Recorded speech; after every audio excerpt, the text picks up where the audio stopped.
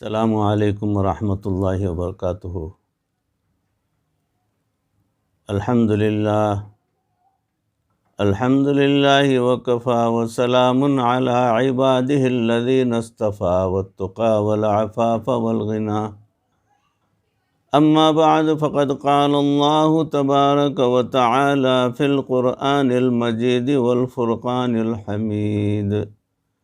فاعوذ باللہ من الشیطان الرجیم، بسم اللہ الرحمن الرحیم۔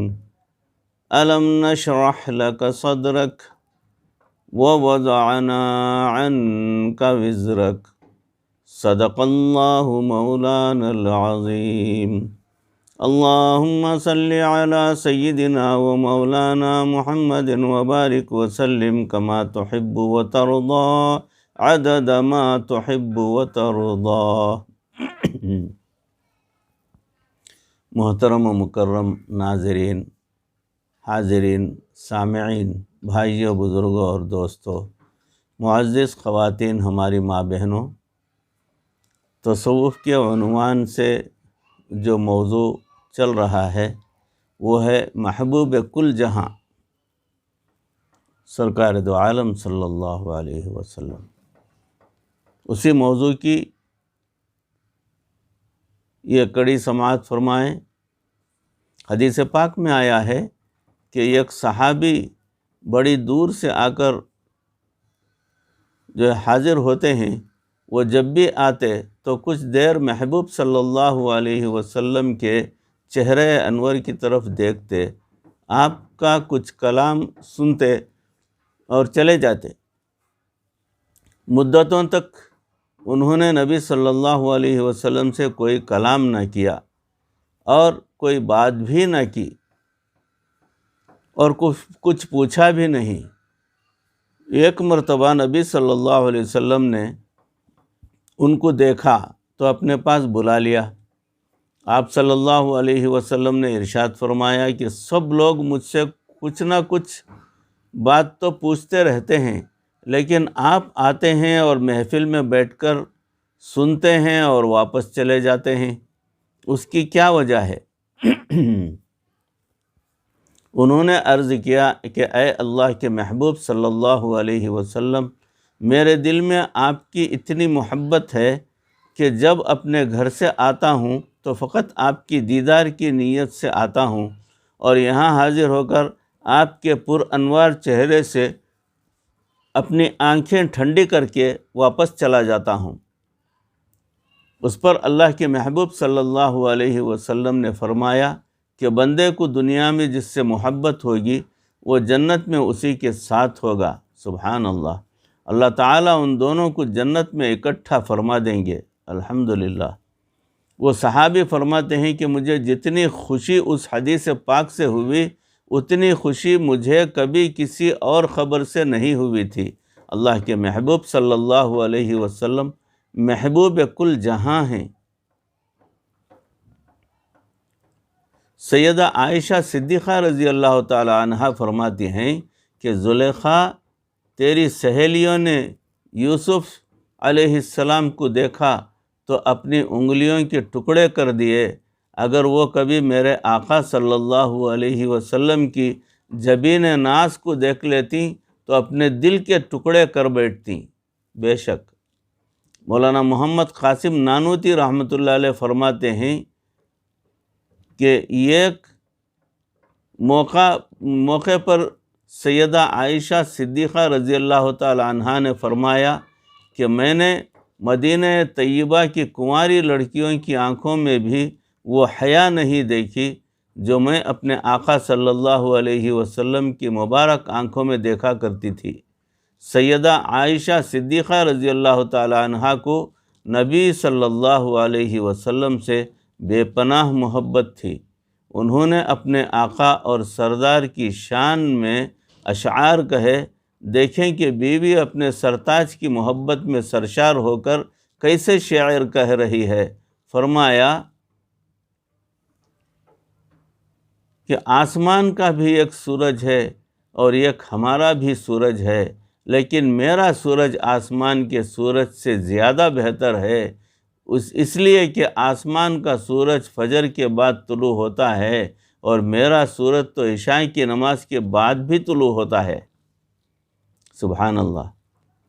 سیدنا حسان بن ثابت رضی اللہ تعالیٰ عنہ نبی صلی اللہ علیہ وسلم کے حسن و جمال کی ایسی تعریف کی کہ انسان حیران ہو جاتا ہے۔ وہ فرماتے ہیں، اے محبوب، آپ سے بہتر خوبصورت چہرہ کبھی کسی آنکھ نے دیکھا نہیں ہے، اور آپ سے زیادہ حسن و جمال والا کبھی کسی عورت نے کوئی بچہ جنا نہیں ہے۔ سبحان اللہ۔ آپ اس طرح عیبوں سے پاک ہو کر دنیا میں پیدا ہوئے ہیں جیسا کہ اللہ نے آپ کو آپ کی مرضی کا حسن و جمال دے کر پیدا فرما دیا۔ امام بوصیری رحمۃ اللہ علیہ اپنے مشہور و معروف قصیدہ بردہ شریف میں نبی صلی اللہ علیہ وسلم کے حسن و جمال کے بارے میں لکھتے ہیں اور کہتے ہیں، اللہ تعالیٰ کے محبوب صلی اللہ علیہ وسلم صورت و سیرت میں عالی مرتبہ پر فائز ہیں۔ یہی وجہ ہے کہ اللہ تعالیٰ نے ان کو اپنا محبوب صلی اللہ علیہ وسلم بنا دیا ہے۔ پوری دنیا میں ان کے محاسن کا کوئی شریک نہیں ہے۔ حسن و جمال میں اس کا جوہر ایسا فروع کل ہے جو تقسیم ہی نہیں ہو سکتا۔ چونکہ نبی صلی اللہ علیہ وسلم محبوب کل جہاں ہیں، اس لیے وہ جمادات کے بھی محبوب ہیں، نباتات کے بھی محبوب ہیں، حیوانات کے بھی محبوب ہیں، انسانوں کے بھی محبوب ہیں، بلکہ سب کے سب محبوب ہی محبوب ہیں۔ جمادات کے محبوب کیسے؟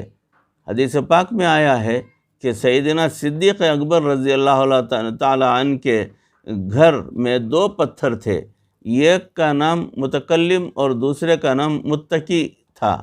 ایک کو متکلم اس لیے کہتے تھے کہ جب بھی اللہ رب العزت کے محبوب صلی اللہ علیہ وسلم صدیق اکبر رضی اللہ تعالیٰ عنہ کو ملنے تشریف لاتے اور وہ پتھر آپ کو دیکھتا تو فوراً اللہ کے محبوب صلی اللہ علیہ وسلم کو سلام کیا کرتا تھا۔ اس وجہ سے محبوب صلی اللہ علیہ وسلم نے اس کا نام متکلم رکھا تھا، اور دوسرا وہ پتھر تھا جسے تکیے کے طور پر استعمال کر کے اس کے ساتھ ٹیک لگایا کرتے تھے، اس کا نام متقی تھا۔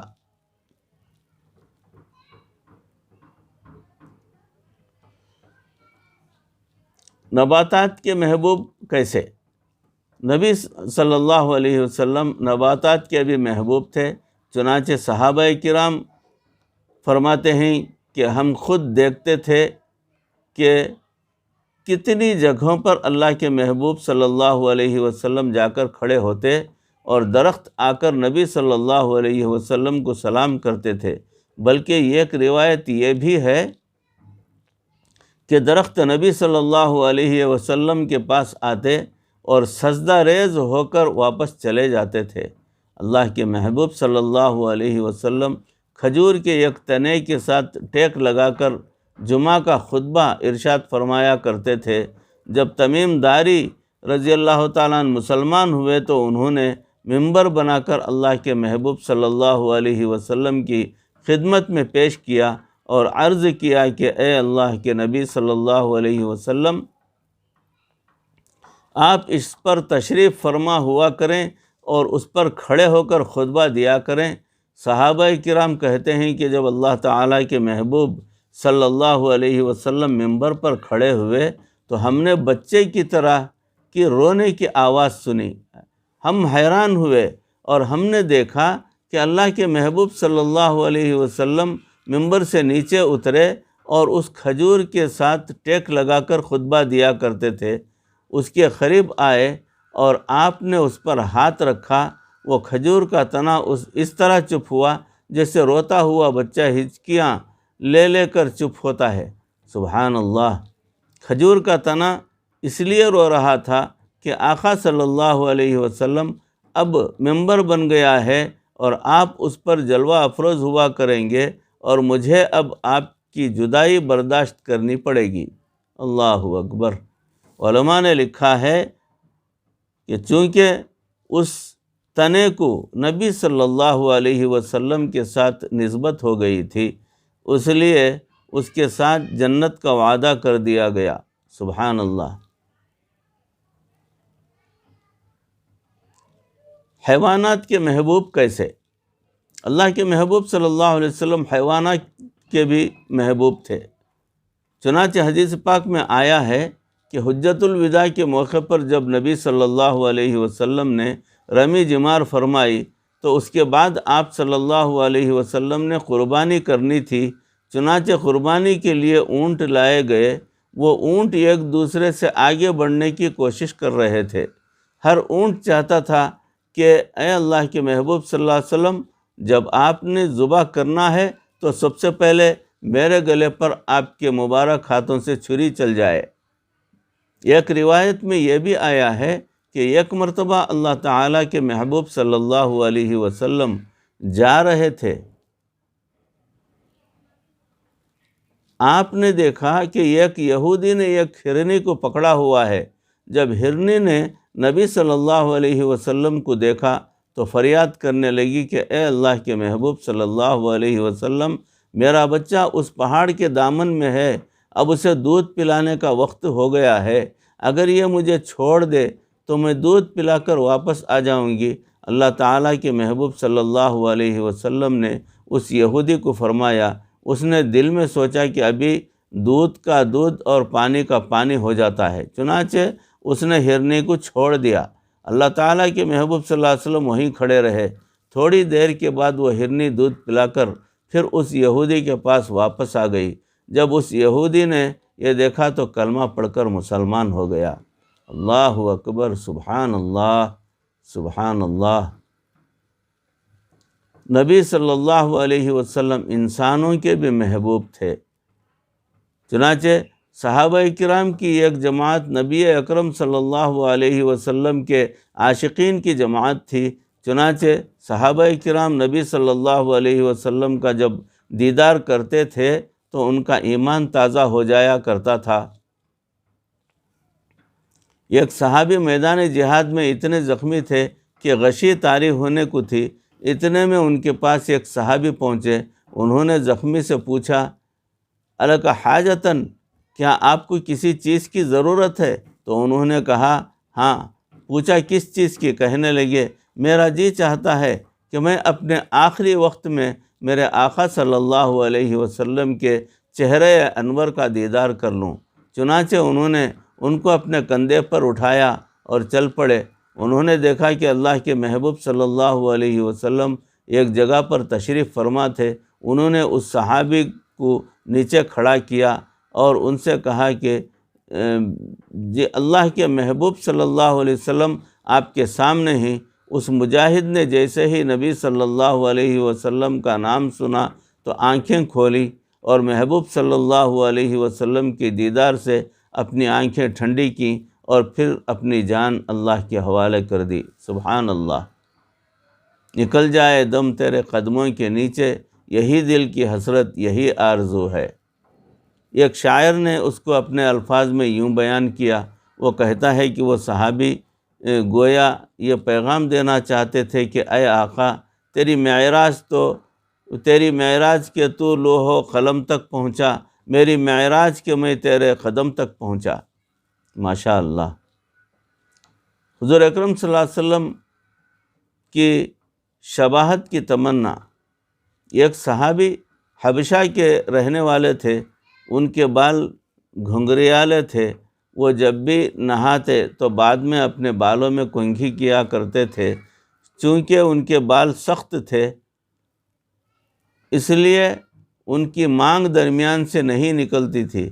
انہیں روزانہ یہ افسوس ہوتا کہ میری مانگ کیوں نہیں نکلتی۔ ان کو اپنا سر اچھا نہ لگتا، کیونکہ وہ سوچتے تھے کہ میرے آقا صلی اللہ علیہ وسلم تو مانگ نکالتے ہیں اور میرے بالوں میں تو مانگ ہی نہیں نکلتی۔ ان کے دل میں بڑی مدت تک یہ حسرت اور تمنا رہی اللہ تعالیٰ کی شان کہ ایک مرتبہ انہوں نے لوہے کی سلاخ اٹھائی اور اسے آگ کے اندر اچھی طرح گرم کیا اور پھر اسے اپنے سر کے درمیان میں پھیر کر ایک لکیر بنا دی۔ اللہ اکبر۔ اب جب گرم گرم سلاخ لگی تو سر کی جلد جل گئی۔ لوگوں نے کہا یہ آپ نے کیا کیا؟ وہ کہنے لگے کہ مجھے یہ تکلیف تو بھول جائے گی کیا، اور زخم بھی مندمل ہو جائے گا، لیکن اس جگہ کے جلنے کی وجہ سے وہاں بال نہیں رہیں گے، چنانچہ آئندہ جب بھی میں اپنے سر کو دیکھوں گا تو مجھے اپنا سر اپنے محبوب صلی اللہ علیہ وسلم کے مبارک سر کی مانند نظر آئے گا۔ سبحان اللہ۔ سیدنا صدیق اکبر رضی اللہ تعالیٰ نبی صلی اللہ علیہ وسلم سے انتہا درجے کی محبت کرتے تھے۔ اگر محبت رسول صلی اللہ علیہ وسلم کی انتہا دیکھنی ہو تو سیدنا صدیق اکبر رضی اللہ تعالیٰ عنہ کی زندگی کو دیکھ لیجئے۔ وہ عشق کے امام ہیں، انہیں نبی صلی اللہ علیہ وسلم سے والہانہ محبت تھی۔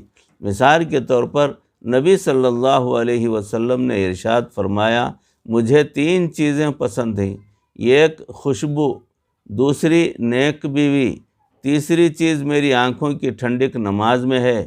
جیسے ہی یہ سنا تو سیدنا صدیق اکبر رضی اللہ تعالیٰ عنہ تڑپ کر کھڑے ہوئے اور عرض کیا، اے اللہ کے محبوب صلی اللہ علیہ وسلم، مجھے بھی 3 چیزیں بہت پسند ہیں۔ نبی صلی اللہ علیہ وسلم نے دریافت فرمایا کہ آپ کو کون سی 3 چیزیں پسند ہیں؟ عرض کیا، اے اللہ کے محبوب صلی اللہ علیہ وسلم، آپ کے چہرے انور کو دیکھتے رہنا، آپ پر اپنا مال خرچ کر دینا، اور تیسرا اور یہ کہ میری بیٹی آپ کے نکاح میں ہے، یعنی میری اولاد آپ کی خدمت کرتی رہے۔ اب آپ دیکھیے کہ انسان کے پاس جان، مال اور وقت 3 چیزیں ہی ہوتی ہیں۔ انہوں نے یہ تینوں چیزیں اللہ کے محبوب صلی اللہ علیہ وسلم پر قربان کر دیں۔ جب اللہ کے محبوب صلی اللہ علیہ وسلم نے ارشاد فرمایا کہ جہاد کے لیے اپنا مال دو تو سب حضرات اپنے اپنی حیثیت کے مطابق لائے۔ حضرت عمر رضی اللہ تعالیٰ عنہ فرماتے ہیں کہ میں نے سوچا کہ ابو بکر ہر دفعہ مجھ سے بڑھ جاتے ہیں، آج میرے پاس مال زیادہ ہے، اس لیے میں ان سے زیادہ اللہ کی راہ میں صدقہ دوں گا۔ چنانچہ خوش ہو کر گھر آئے اور اپنے گھر کا آدھا سامان اپنے گھر والوں کے لیے چھوڑا اور باقی آدھا اللہ کے محبوب صلی اللہ علیہ وسلم کے قدموں میں لا کر ڈال دیا۔ جب سیدنا صدیق اکبر رضی اللہ تعالیٰ عنہ آئے تو آپ صلی اللہ علیہ وسلم نے ان سے بھی پوچھا، ابو بکر گھر والوں کے لیے کیا چھوڑ کر آئے؟ عرض کیا، اے اللہ کے نبی صلی اللہ علیہ وسلم، میں گھر میں گیا تھا، مجھے وہاں جو کچھ ملا میں نے وہ سب کچھ لا کر آپ صلی اللہ علیہ وسلم کے قدموں میں ڈال دیا ہے، حتیٰ کہ میں نے دیوار پر ہاتھ مارا کہ کہیں اگر کوئی سوئی اٹکی نظر آئے تو وہ بھی لے چلوں تاکہ کسی مجاہد کے کام آ جائے۔ خود میں نے یہ ٹاٹ کا لباس پہن لیا، اور اللہ کے محبوب صلی اللہ علیہ وسلم، میں اپنے گھر والوں کے لیے اللہ اور اس کے رسول کو چھوڑ کے آیا ہوں۔ پروانے کے لیے شمع، بلبل کو پھول بس، پروانے کے لیے شمع، بلبل کو پھول بس، صدیق کے لیے ہے خدا کا رسول بس۔ سبحان اللہ، یہ ہے عشق رسول صلی اللہ علیہ وسلم۔ عجب چیز ہے عشق شاہ مدینہ، یہی تو ہے عشق حقیقی کا زینہ۔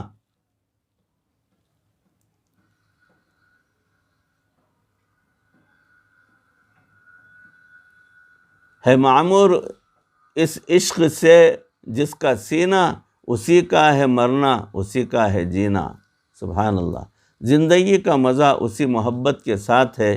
نبی صلی اللہ علیہ وسلم سے ایسی محبت ہو کہ انسان اپنا ہر کام اللہ کے محبوب صلی اللہ علیہ وسلم کی مبارک طریقے کے مطابق کرنے کے لیے تڑپ جائے، اسے ایک فکر ہر وقت دامنگیر رہے کہ میرا لباس، میرا کھانا، میرا پہننا، میری رفتار، میری گفتار اور میرا کردار نبی صلی اللہ علیہ وسلم کی سنت کے مطابق بن جائے۔ سبحان اللہ!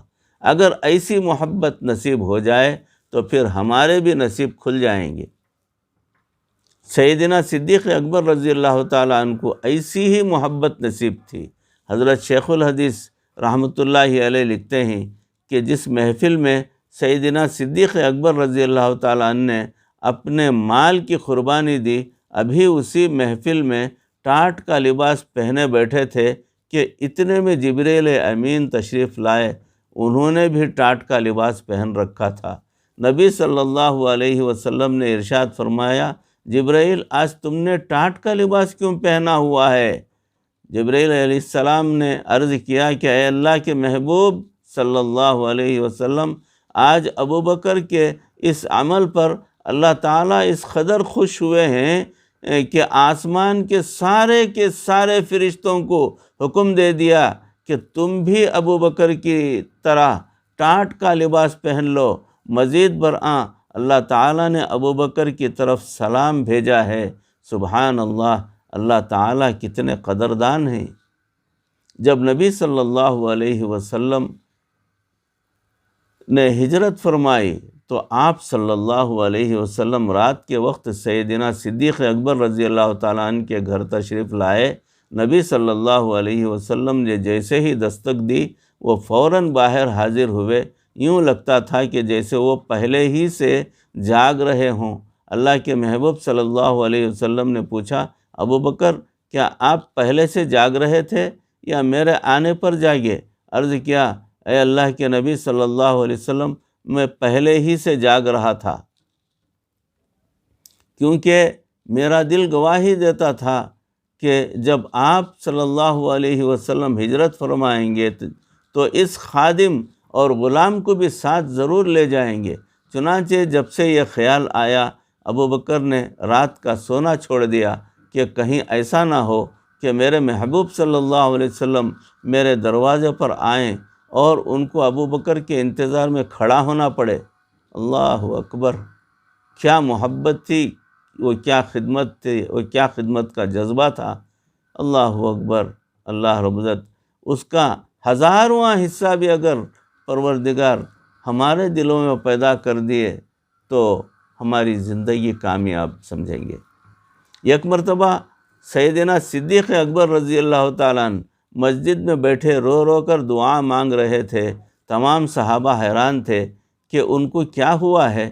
انہوں نے جب قریب آ کر دیکھا تو یہ دعا مانگ رہے تھے، اے اللہ، محبوب صلی اللہ علیہ وسلم نے کہا ہے کہ اللہ کے راستے میں دو اور میں دینا چاہتا ہوں، مگر دینے والا ہاتھ اوپر ہوتا ہے اور لینے والا ہاتھ نیچے ہوتا ہے۔ میں اپنے آقا صلی اللہ علیہ وسلم کی یہ بے ادبی کیسے کر سکتا ہوں؟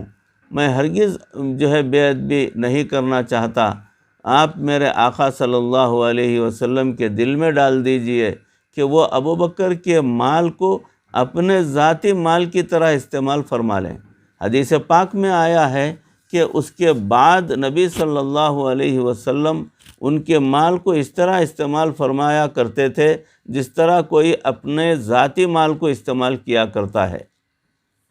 جب ہجرت کے سفر پر چلے تو سیدنا صدیق اکبر بھی دائیں طرف کو ہو جاتے، کبھی بائیں طرف کو ہو جاتے، کبھی آگے اور کبھی پیچھے۔ نبی صلی اللہ علیہ وسلم نے حیران ہو کر پوچھا، ابوبکر آپ ایک طرف چلیں، یہ دائیں اور بائیں آگے پیچھے چلنے کی کیا ضرورت ہے؟ صدیق اکبر رضی اللہ تعالیٰ نے عرض کیا کہ اے اللہ کے محبوب صلی اللہ علیہ وسلم، جب میں آپ کے پیچھے چل رہا ہوتا ہوں تو میرے دل میں خیال آتا ہے کہ دشمن کہیں دائیں طرف سے حملہ نہ کر دے، اس لیے میں دائیں طرف کو جاتا ہوں۔ ادھر سے اگر کوئی تیر آئے تو ابوبکر کی جسم میں لگے اور میرے آقا صلی اللہ علیہ وسلم کی حفاظت رہے۔